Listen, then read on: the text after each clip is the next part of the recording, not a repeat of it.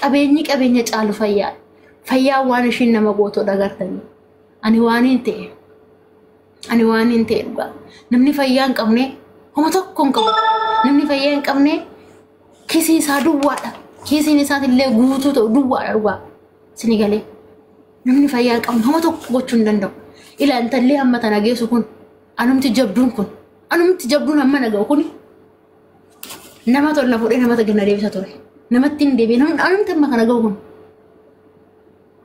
baay'ee events kiyya suni guyyaa hojii ooleetiin galgalaa dhibame waan sin ajaa'ibu keessa guyyaa hojjechaan oole oo yaadattan ta'e namni yaadattan ta'e guyyaa hojii irraa oole galgala taa'eetan ordera baasee meeshaan guyyaa gurguraa oole kennee halkanuma qisfatiin itti gallakkisee ganama hoon ka'u anummaan tun carqii kana taate ilaalaa carquma kanaan ta'e olin jiru gadin jiru garaachi kiyya kun kinoo dibbeena ta'e olin jiru gadin jiru bakka akkanumatti hin hafe laata ani ganniin ta'e sana akkanumatti diriiree hafe galgala nagumaan ciisee barrabbisin itti agarsiisu guyyaa nagumaan hojii hojjetachaa oole even kan deebiit illee bakka meeshaa fidanii meeshaa fide eekana meeshaa fide sun illee kan akkamatti kinoo iddileen isaa sun tolle kinoo guutee taa'eetu jira fidee ofii asumatti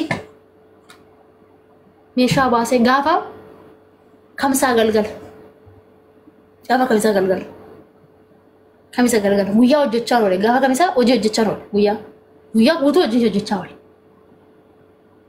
galgala nagumaan hojje'e meeshaa diraayivaridhaa kennee halkan hoonga'u anummaan iddoo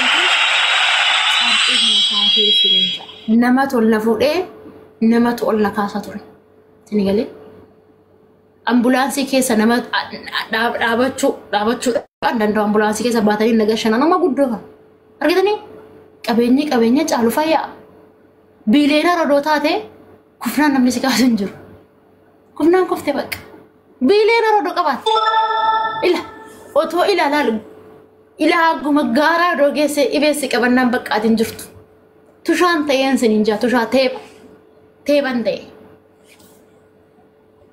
rabbi waan akkanaa silaa oolchu teeban ta'e dhugaa waaqa jiraata teeba egaa galgala ciisee ganama sa'aatii azaan irra sa'aa irratti hirribayyuu baannan Allah kubarii sa'aatii otokkotti mi Allah kubaraan jiru Allah kubar je'oo hirriba baannanu ani hin jiru bakka garaacha ciise fagaadhe irraa jireenya tiyyatti gal nama dhiisan kaasaan uummata nama dhiisuu miti akkasii oromooti ulfaadhaa isin ijoolleen mana maadaamii har'as taanaan boros taanaan waadaan isiniif galu dhaggeeffadhaa ijoollee mana maadaamii kiloo callama kana waadaan isiniif gala waadaa isinii gala baay'ee haga lubbuun tiyya jirtu waa'ee keessan dubbachuun dhiisu haga lubbuun tiyya jirtu isiniif iyyuu dhiisu as gubbaana jirtan oolmaa keessan kan falee fixu waan isin naagootan dubbadheen fixu waan isin naagootan haasa'een fixu isin galee ifan hunkaan bilbilallee sinirraa kaasuu dide bilbilallee kaasuu hin dide kara meeqan dawwaltaniit illee kan wajjin dhiphachaa turtan isin ijoollee mana maadaamii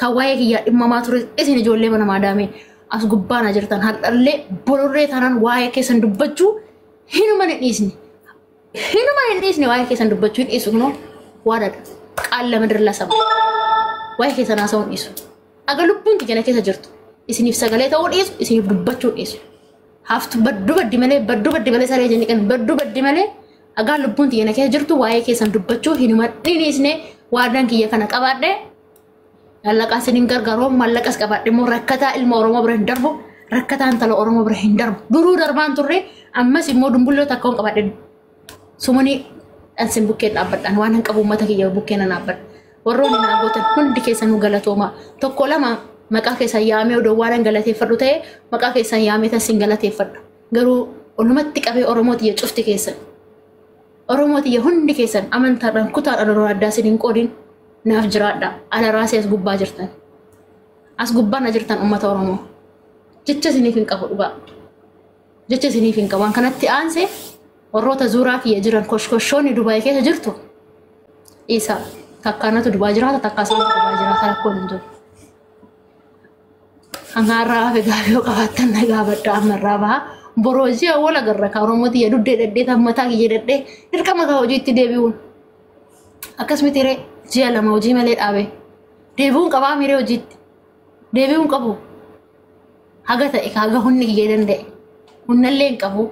Dandeellee dhaabachuu hin danda'u garuu dhaabachaatu bakka dandeetti dhaabachaa bakka dadhabetti taa'a.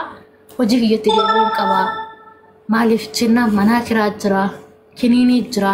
Kiniinii takkitti birrii meeqaan bitamti? Dhugaa isiniin jedha. Kiniinii takkitti birrii meeqaan bitamti?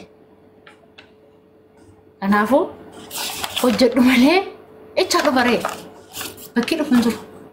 Haadha qabaannee haadha teenya irraa fuunee guduunfaa haadha teenyaa fuunee ittiin hin bitannu. Abbaa qabaannee kiisii abbaa keenyatti baasnee hin bitannu. Kanaafuu hagaa dandeenye hojuma dandeenye hojjennee of jiraachisuun dirqama. Kanaaf hojii kiyyatti illee nan deebi'a. Kan kanarraan hafe immoo du'aa naa godha. Rabbii jaati du'aa naa godha wallahi. Du'aa naa godha. Harka keessa waaqatti ol qabaatu du'aa naa toshaa dhugaa. Maaliif jennaan waaqayyo namaa dhagaa. Siniif dhagaa isin. Sin ijoolleen mana maadaamee jirtan garaan keessa qulqulluudha siniif dhagaa. Toshaatuma waaqayyo naa kadha. Akka amantaa keessaniitiin waaqayyo naa kadha. Rabbiin dhugaa ila. Rabbiin birma jireenyaa kee haa eebbisu naan ja'a. Afaalamtuu fuullee kee jirtu waaqayyo sirraa haa kaasu naan ja'a dhugaa. Afaalamtuun dadhaben gufuun dadhabe gufuu kan morma mura dhudhaan mul'attu faatu gufuu natti ta'e na gubaa jira biyya kana keessatti. Gufuu fuullee kee jirtu waaqayyo sirraa haa kaasu naan ja'a. Rabbiin si amaaru naan ja'a. Qabeenya caalu fayyaadha jiru. Qabeenya caalu fayyaadha. Fayyaa waan ishiin nama gootoo dhagartanii. Ani waan hin ta'e dhugaa. Namni fayyaa hin qabne homa tokko hin qabu. Namni fayyaa hin qabne kiisiin isaa duwwaadha. Kiisiin isaatillee guutuu ta'u duwwaadha dhugaa. Sini galee. Namni fayyaa hin qabne homa tokko gochuu hin danda'u. Ila intallee hamma tana geessu kun anumti jabduun hamma naga'u kuni. Nama tolna fuudhee namatti gana deebisa ture. Namatti hin deebiin anumti amma kana ga'u kun. Baay'ee dhibeen kiyya suni guyyaa hojii ooleetiin galgalaa dhibame. Waan sin ajaa'ibu keessa guyyaa hojjechaan oole oo yaadattan ta'e. Namni yaadattan ta'e guyyaa hojii irraa oole. Galgala taa'eetan ordara baasee meeshaan guyyaa gurguraa oole kennee halkanuma qisfatii natti gallakkisee ganama hoon ka'u anummaan tun carqii kana taate ilaala. Carquma kanaan ta'e. Olin jiru gadin jiru. Garaachi kiyya kun kinoo dibbeena ta'e. Olin jiru gadin jiru bakka akkanumatti hin hafe laata ani ganniin ta'e sana akkanumatti diriiree hafe.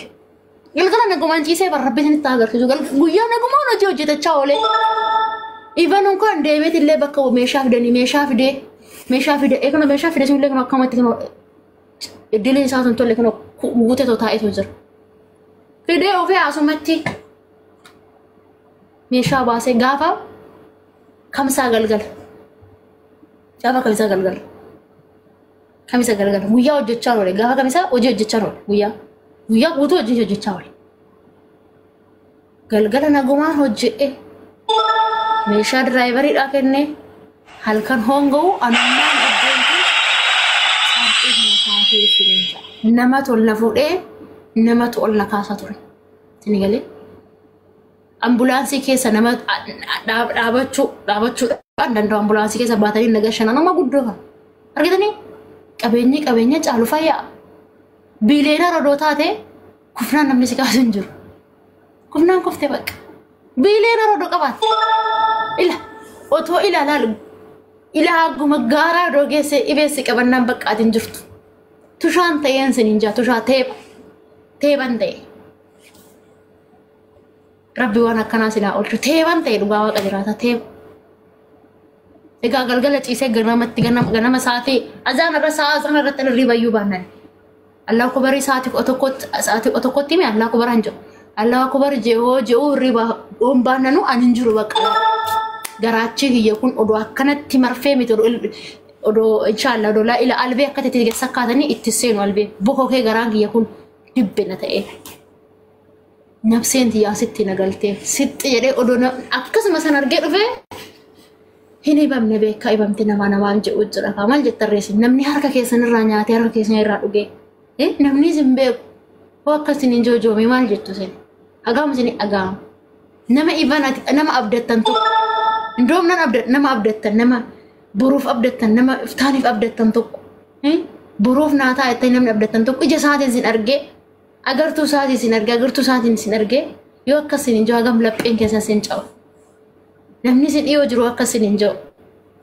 Kan fagoo jiru silaa fagoo jiru hin agaruun namni fagoon agar waanuma jee agaamalle sinigalee ramati kanaafuu akkasii siinjaa Oromootiyaa akkuma tana sinitti haasaachuu dhufee boroo hojii awwal agarraa hagan dandeen hojii kiyyatti nan deebi'aa isinis akkaan hojii kiyyatti deebi'u na jajjabeessaa boroo ordara narraa bitattan baay'isee hundi keessa narraa bitattan ishee waadaan agalaa waadaan agalaa boroo narraa bitattan waadaan agalaa mee qulqullummaa waadaan agalaa tolee lubbuu nama tokko argadhe ilan dagatina boroo narraa bitachuu qabdan meeshaa manni kiraa nageesseetti narraa kaffaluun jiru ajama udah malee narraa bitattanii natti tolaan kottammaa yuusitti sirraa bitanna birettanii natti tola akkasii baay'ee naasa'ee michuu si gashuun galtaa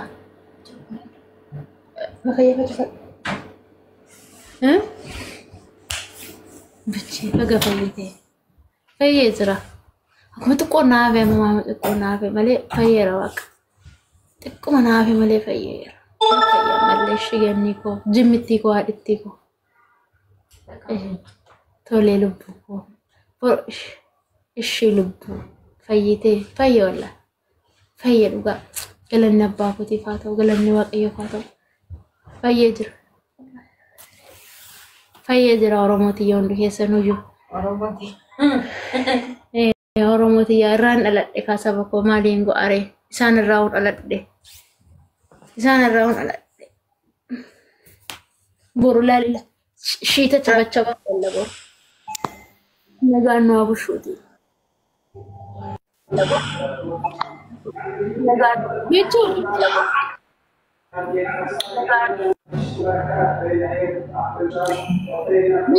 Wayya gani ko akkam baga waaqayyoon si fayyisee baga waaqayyoon asiisigee na wanti hundi darbee fayyitee bakka wanti darbe deebitee yaadinii naasahinis gara afooshi waaqa kan kee kadhata hojii kan kee hojjedhu shi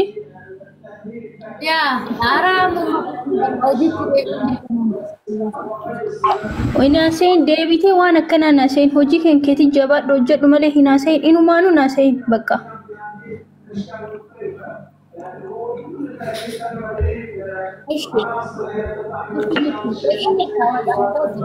Dhugaa waaqayyo baay'ee tokko gammadeera dhugaa rabbi baay'ee gammadee asii argu kan kee deebitee teen akka ganni duraanitti deebitee miidiyaa fayyadamuu kee hojii kan keetii deebi'uuf akka deebituuf jechuudha waan isii gargaaru dhugaa waaqa.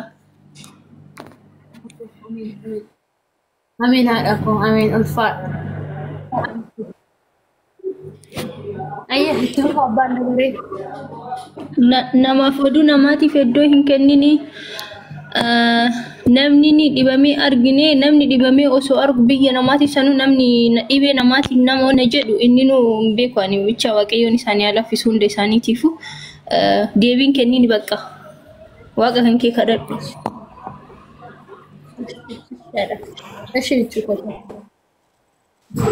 Ganni baga fayyitee baga rabbis fayyisee homaasii gochuun dandeenyu sirraa fagoo jiru. Garuu garaadhaan ni fayyadu. Garaadhaan nama eebbisu. Homaa miti sila jireenya namaa keessatti qormaati baay'ee jira. Danda'anii irra darbuudha malee. Inni guddaan baga injifattee irra darbitee baga fayyitee baay'ee namatti tola. Akkati Oromoo boossuu fi akka Oromoodhaaf gaddaa turtee wanta tuulataa Oromoof oolaa turte illee Oromoo yoo si ooluu baateyyuu fayyuun kee waan guddaadha sin jedha obboleettii kiyya baay'ee si gammadi fayyuu keetti. Ulfaadhaadha ulfaadha hundi keessanuyyuu kabajamaa ulfaadha. Ganni ko akkam waltanii keessan akkam waltanii amma ana galti irra galuun itti kiyya maxiraan irratti tuttee galti qabadhee bashi baga si maarti kidaan mara tiin haati qulqulleettiin durbee maalamii baga fayyadee shi ganni ko. Amiin haadhitti amiin haadha. Amma ishiin saafe muruu keessa fayyistee nagaan si haadhabdu warra jibbuufis warra jaalachuufis ija isaanii fuuldura si haadhabdu shi fayyistee haati qulqulleettii durbee maalamiin. Inna wartani na jaja dashi na jammarte deebirra galee galti irra galee shi adolee ko. Borraan ani gara borrora hojiitti nan deebi'a daraa keessan ani borrora hojii koodha. Ini jira ayush. Ishaadha. Inna fayyu keetti baay'ee kun si gammade mabeetiin baga si marte ati ko qulqulleetti durbee maariim nama siqif digif gootee si akaastu shi. Ameen haadha faani. Shi nagaan bula. Nagaatti bulaa Ani hojii kan keessatti deebii taa'uu nu dhibeedha. Dhibeen guddaan taa'uudha. Yaada si baay'ataa wanta garii wanta baay'ee yaada. Osoo hojii kan kee hojjette wanti hundinuu si xiqqaataa deeman shi hojii keetti deebi'ati. Eessa jirta?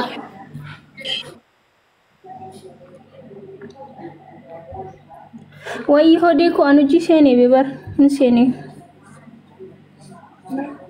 Iddoo hojjaa jira. Ayyesh michuutiya bakkee har'a eebbasaa dhalleedha irraa hin hafe Oromoo tana sodaadhee hafe baay'ee achitti soon argan suuraa naqaasan nu ta'e. Ati rakkoon kan kee beektaa iddoo namaa kennita iddoon kennin of dadhabaniif dhiisanii maasii godhanii kalaas. Mata kan maal goona sila Oromoon hin faaya. Ayyaa akkasii hundi keessanii. Iddoon kennin rakka. Biyya ganni keenya nagaa ta'ii yeroo biraa walitti deebina. Foloo kommoo naa deebisi kun kan biraa anduraa miti tiktookiin koo qaba. Nagaan naa tura. Beeksite kootu hin deemne kan jira miti kanoo.